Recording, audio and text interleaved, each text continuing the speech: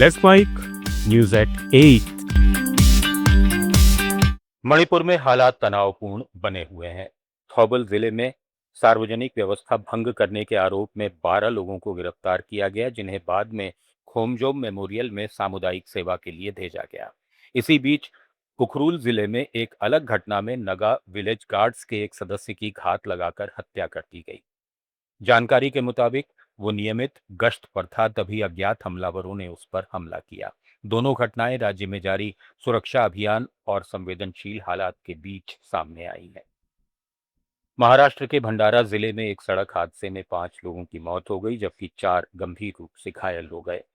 हादसा पावनी तहसील के अद्याल गांव के पास हुआ, जब शादी समारोह से लौट रही मारुति ओमनी का टायर अचानक फट गया। टायर फटने के बाद ड्राइवर का नियंत्रण बिगड़ गया और गाड़ी सामने चल रहे ट्रेलर ट्रक से जा टकराई। टक्कर इतनी भीषण थी कि कार पूरी तरह क्षतिग्रस्त हो गई। पुलिस ने ट्रक चालक के खिलाफ लापरवाही से गाड़ी चलाने का मामला दर्ज कर लिया है। त्रिपुरा के विशालगढ़ में सीमा पार तस्करी रैकेट का खुलासा हुआ है, जहां ई कॉमर्स प्लेटफॉर्म फ्लिपकार्ट के जरिए खरीदे गए रोजमर्रा के उत्पाद जैसे साबुन और शैम्पू को बड़े पैमाने पर बांग्लादेश भेजे जाने का आरोप है। शुरुआती जांच में सामने आया है कि फर्जी खातों के जरिए सस्ते दाम पर बल्क ऑर्डर कर इन सामान को अवैध रूप से सीमा पार ऊंचे दाम पर बेचा जा रहा था। इससे सप्लाई चेन के दुरुपयोग और स्थानीय मिलीभगत की आशंका गहरा गई है। पुलिस और कस्टम विभाग ने कई ठिकानों पर जांच की है और एक संदिग्ध वाहन भी पकड़ा है। हालांकि बाद में दबाव के बीच सामान छोड़े जाने की खबर भी है, जिससे कानून व्यवस्था और निगरानी तंत्र की प्रभावशीलता पर सवाल खड़े हो रहे हैं।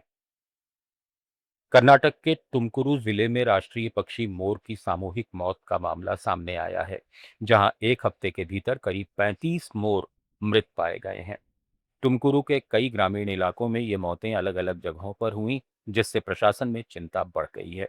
शुरुआती जांच में तेज गर्मी और पानी की कमी को संभावित कारण माना जा रहा है। पोस्टमार्टम में किसी तरह के जहर के सबूत नहीं मिले हैं।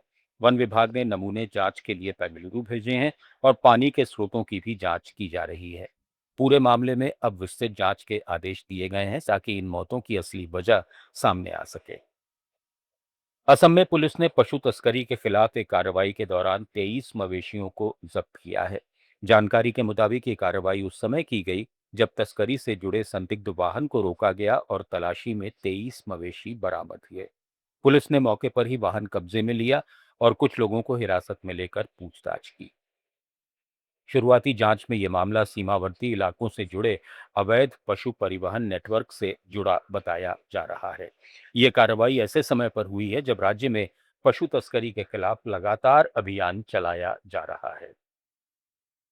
केरल के कन्नूर में अवैध बालू खनन के 8 करोड़ 37 लाख रुपए के घोटाले में विजिलेंस और एंटी करप्शन ब्यूरो ने 23 लोगों के खिलाफ चार्जशीट दाखिल की है।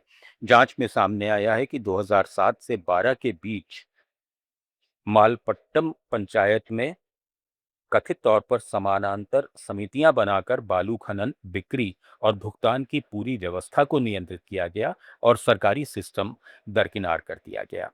इन आरोपियों में पूर्व पंचायत अध्यक्ष, सचिव, कर्मचारी और सीपीएम के स्थानीय राजनीतिक कार्यकर्ता शामिल हैं, जिन पर आपराधिक साजिश और भ्रष्टाचार के आरोप लगे हैं।